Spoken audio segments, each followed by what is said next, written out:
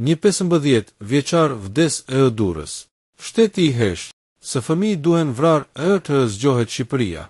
Një 15 vjeçar humb jetën, i plagosur nga bashkëmoshatari i tij në Durrës. Një fëmijë tjetër largohet nga kjo botë në heshtje. Në heshtjen e prindërve të shokuar, në heshtjen e shoqërisë së mpirë, dhe, më e rëndë se çdo gjë, në heshtjen kriminale të institucioneve shqiptare. Sepse në Shqipëri, fëmijët vdesin dhe shteti thjesht nuk flet, nuk përgjigjet, nuk reagon. Sa herë duhet të dëgjojmë të njëjtin lajm, të njëjtën tragjedi me një emër të ri, një fytyrë të re, një familje tjetër të shkatëruar. Pyetja që i duhet bërë shtetit është e thjeshtë. Sa fëmijë duhet të vdesin që ju të lëvizni? Sa jetë duhen humbur që të kuptoni se siguria e fëmijëve është detyrim, jo luks? Sa më shumë që shteti hesht, aq më shumë shkruhen epitafe.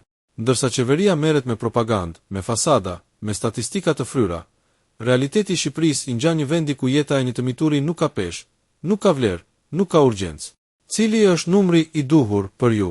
1 fëmijë, 5 fëmijë, 10 fëmijë, 100.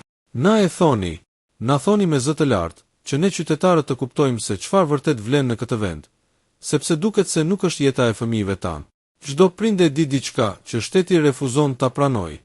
Çdo jetë fëmije është e pazëvendësueshme, por për institucione shqiptare, çdo jetë fëmije është thjesht një numër në një raport policor, një statistikë që harrohet pas 2 ditësh.